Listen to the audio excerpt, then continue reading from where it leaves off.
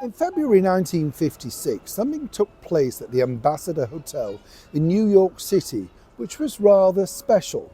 More importantly, it was special to that particular person, a celebrated international icon who really hadn't reached that status at that point, and a much favoured, celebrated royal photographer. As ever, let me explain. Morning, good to see you, chums. Thank you so much for joining me on a glorious day here in the very heart of London. Nice to have your company. Hope you're keeping well, whatever you're doing. I know I say this, but I genuinely mean that. And if, like me, you forgot to take your vitamin tablet today, I know you like that. If you think, did I take it? You know you do, don't you? I'm glad we're the same.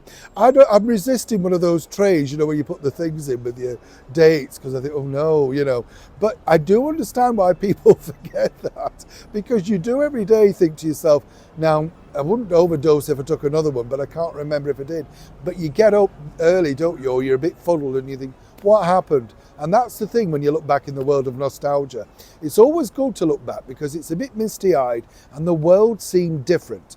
Better to many people, but different, right? And what I like about different is the fact that it was different.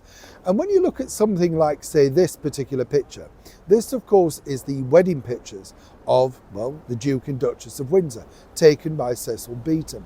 And Cecil Beaton was an incredible person when you think, because he was very, very clever at what we'd call today, actually, chums, is marketing, being a brander, knew exactly how to get into the right mood. I would say a bit of an Andy Warhol, you know what I mean? That type of person. Now, what was interesting about this was, when you think he'd literally photographed everybody. And what I also find interesting when you look into his story, and the reason why I'm sharing this particular story with you is, when I interviewed Dean Martin's son, Dean Martin had a wealth of stories about working with the blonde icon that was Marilyn Monroe. And what was interesting about this was, according to him, Marilyn told Dean that one of the reasons she did the infamous sit-in with Cecil Beaton was simply because Cecil Beaton had pictured and photographed one of her favourite royals, Princess Margaret Rose, in 1951. And apparently Marilyn Monroe thought this is a fabulous picture. And it was, he knew how to take pictures. And you have to remember, very clever, because not like today, you could still use what we call face fix and airbrush and stuff like that, but it took a lot longer. So the pictures he created are wonderful. Many are still in the National Portrait Gallery, always worth a look. And particularly that area, because it's free, you know what I'm like, chums, absolutely. But what's interesting, as he told me, was this, that Marilyn Monroe agreed on the 22nd of February 1956 to sit down with Cecil Beaton. And Cecil Beaton was very keen to sit down with Marilyn Monroe, but not because she's this fabulous star of, How to Marry a Millionaire, Gentlemen Prefer Blondes, River of No Return, that sort of stuff. He had his eye on a further fetch.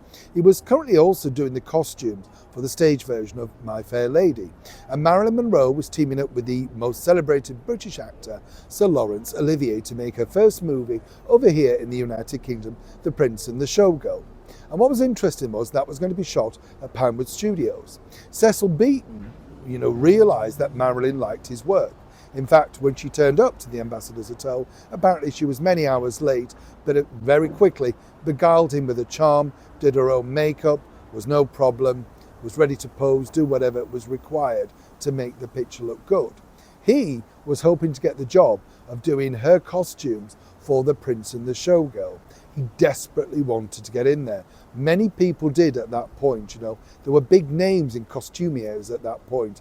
Edith Head, very famous Hollywood costumier. Of course, Norman Hartnell, a very famous name attached to the British monarchy over here in the United Kingdom. Now, what happened was that really didn't necessarily take off. But according to an excellent source, that was the topic of conversation when Marilyn Monroe famously met the Queen and Princess Margaret at that premiere in London. Remember that infamous where she's standing in line, Victor Mature's there, all that sort of stuff. According to him, basically she said to Margaret, we have something in common. We've both been photographed by the same person. Margaret Rose, oh, Cecil Beaton, right, conversation ensued. And apparently Marilyn Monroe, like so many people, was beguiled by the British monarchy because, as she said, you know, that's a real life princess. Marilyn Monroe played these characters on screen. We know her backstory of being, you know, slightly difficult and all that sort of stuff, but nonetheless rose to become an international icon, still revered for her acting ability and her beauty today. Cecil Beaton went on to great success, incredible success. And the thing that I find interesting about this whole story, when you look at him, is this. You know, Cecil Beaton, when you think, took the wedding pictures and previous other pictures of Wallis Simpson. And if, of course, the Queen and the young princesses, Margaret and Elizabeth, were so against the Duke of Windsor at the time, of course, and Wallis Simpson, well, they continued to use Cecil Beaton for many years, simply because Cecil Beaton said his favourite person to take a picture of was none other than the late Queen Mother, simply because she made it all so much fun. So if there was that negativity between those two warring historical royal sides of a family, and in the middle of all that, an international Hollywood icon, Marilyn Monroe, who only wanted to be pictured by Cecil Beaton because of Margaret, an interesting mix. And it just goes to show that the story about the Queen Mother not necessarily wanting to be friends with anybody else around Wallis and David, well, it's not really true, is it? Neil Sean in the very heart of London.